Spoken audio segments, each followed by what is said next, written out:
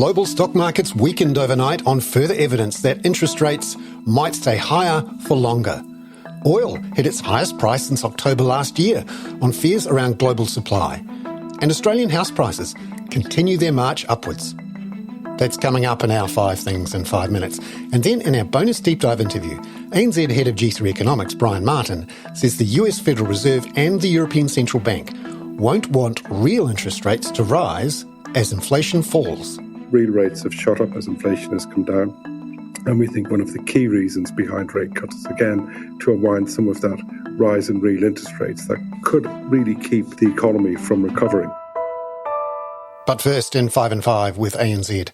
Global stocks fell overnight as strong US data led traders to reassess the pace and the number of Fed rate cuts this year. As of 4 a.m. Sydney-Melbourne time, the S&P 500 was down 0.9%, the Nasdaq down 1.1%, and Europe stocks 600 down 0.8%.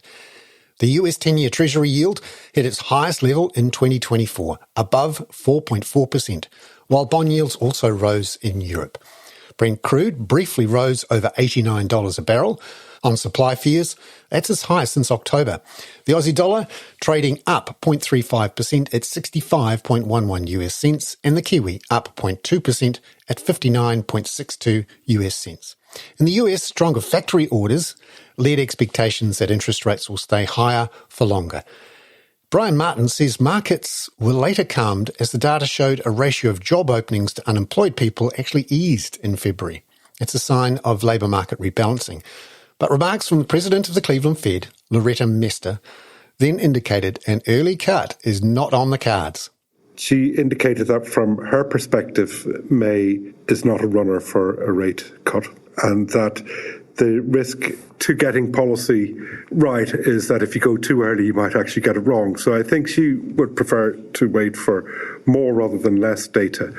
And in my assessment, that fits with our view that the most likely timing for the beginning of the rate cutting cycle would be at the July FOMC meeting, by which time the committee will have had 4 more releases on the PCE deflator data.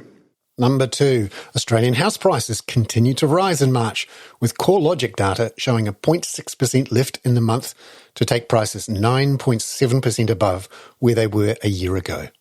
ANZ senior economist Blair Chapman says prices are being led by strength in Perth and Adelaide. Perth has been performing really well economically, and a lot of people have been shifting there from the other states.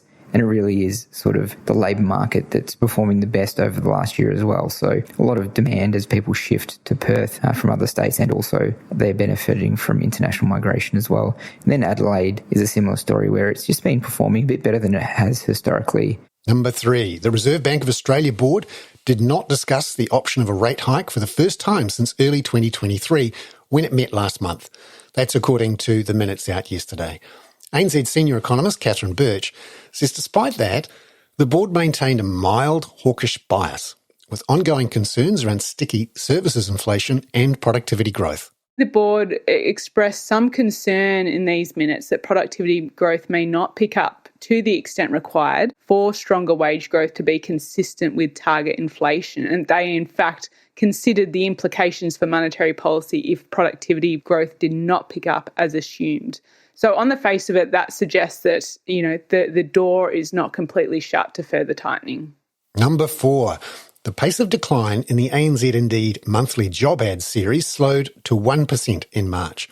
While ads are down 10.6% from a year ago, they're still a third higher than pre-COVID. Catherine says there was no change in the average number of job ads across Q1 compared to Q4. And that indicates March unemployment could be similar to December's 3.9%. We are expecting there will be some further moderation in job ads, but there has been stickiness, and we've seen that in other indicators as well. So that suggests that it's unlikely to be a linear path downward, and also supports our view that we'll only see a gradual rise in unemployment.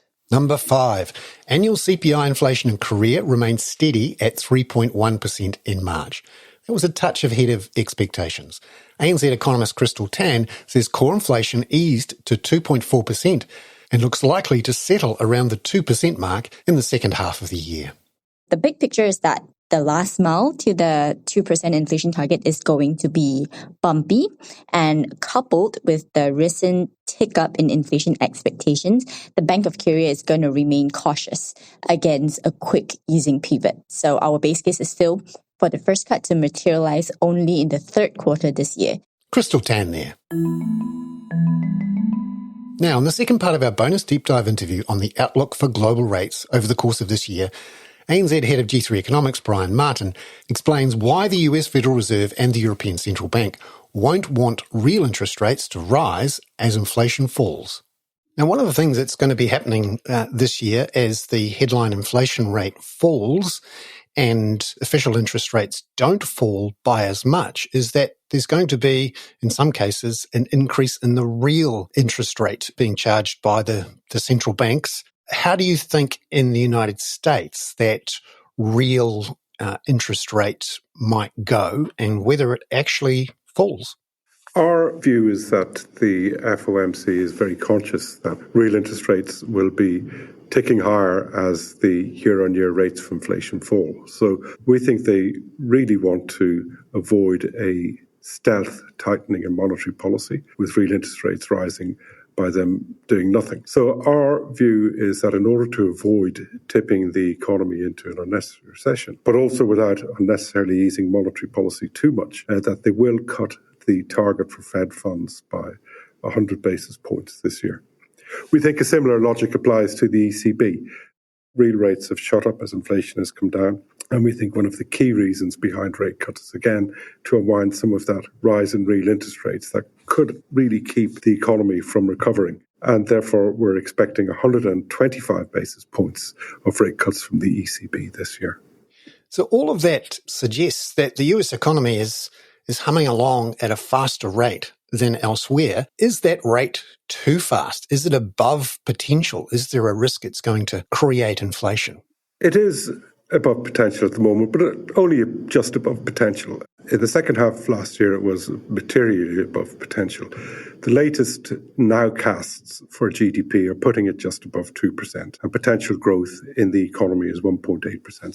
So that sort of excess demand that's been dragging and keeping inflation higher, that's subsiding. But nonetheless, the FOMC will be very cognizant of the fact that if they cut interest rates too fast, and particularly real interest rates too fast, in an environment where the economy is close to full employment, and you still have an expansionary fiscal stance, they'll be very concerned that too quick a cut in interest rates will reignite inflation. And I think that is why they consistently guide that the approach to cutting interest rates is going to be very, very careful. They do not want to reignite inflation pressures. Brian Martin there. I'm Bernard Hickey. That was 5 and 5 with ANZ for Wednesday, April the 3rd. Catch you tomorrow with a look at inflation rates across Asian economies and what that means for rate cuts.